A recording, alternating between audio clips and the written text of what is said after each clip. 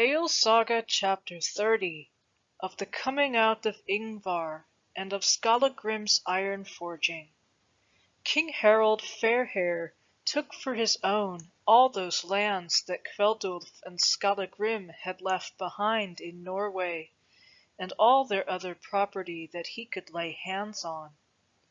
He also sought diligently after those men who had been in the councils or confidence, or in any way helpers of Skallagrím and his folk, in the deeds which they wrought before Skallagrím went abroad out of the land. And so far stretched the enmity of the king against father and son, that he bore hatred against their kith and kin, or any whom he knew to have been their dear friends. Some suffered punishment from him.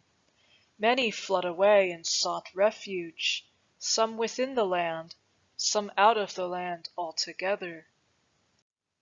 Ingvar, Skallagrím's wife's father, was one of these men aforesaid. This rede did he take, that he turned all his wealth that he could into movables, then gat him a sea-going ship, and a crew thereto, and made ready to go to Iceland. For he had heard that Skallagrím had taken up his abode there, and there would be no lack of choice land there with Skallagrím. So when they were ready, and a fair wind blew, he sailed out to sea, and his voyage sped well.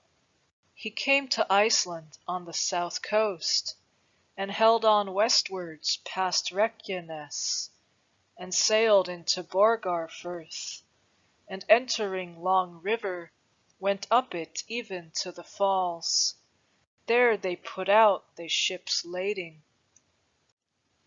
But when Skallagrím heard of Ingvar's coming, he at once went to meet him, and bade him to his house, with as many men as he would.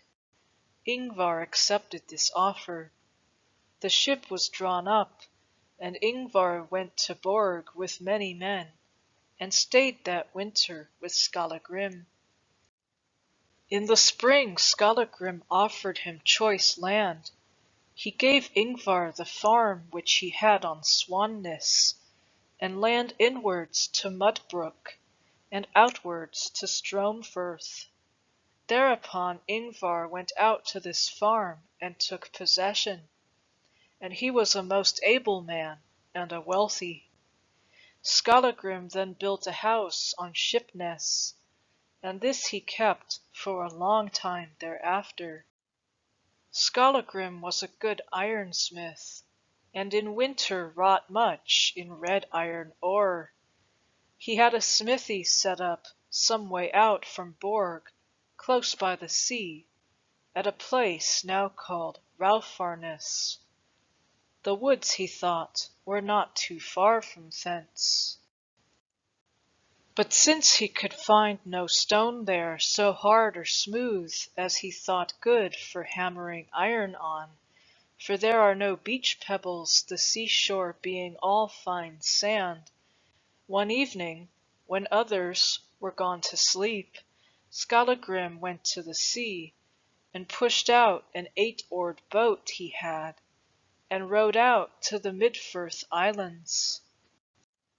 There he dropped an anchor from the bows of the boat, then stepped overboard, and dived down to the bottom, and brought up a large stone, and lifted it into the boat.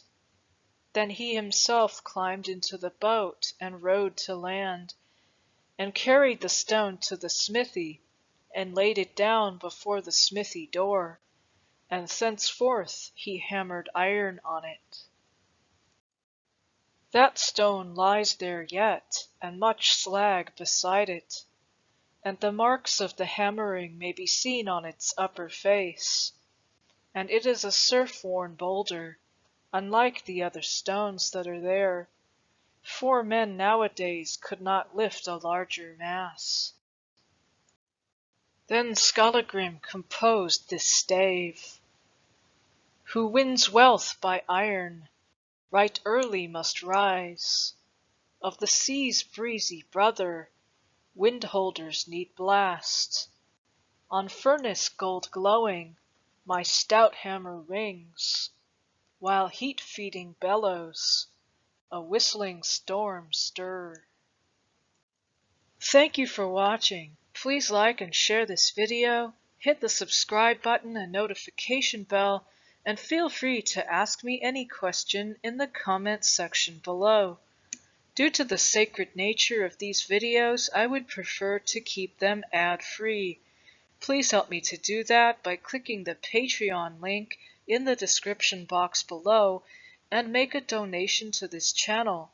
Or buy me a coffee with the Ko-fi tip jar link. PayPal is accepted. Every dollar counts. Thank you for your support.